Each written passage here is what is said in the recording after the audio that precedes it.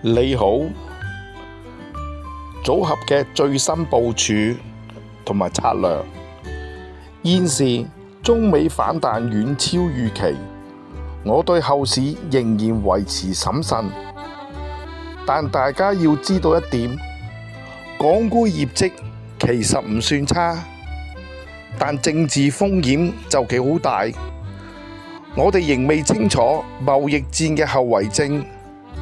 喺呢個唔高唔低嘅指數水平，我傾向係保留現金，賺取仍算可觀嘅利息。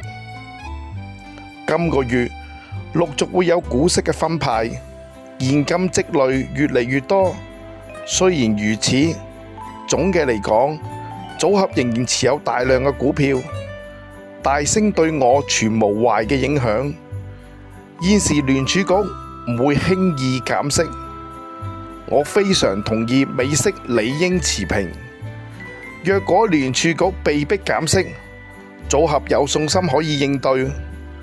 今年我會較留意內銀嘅倒退嘅趨勢會否失控，以及互聯網巨頭嘅科技發展。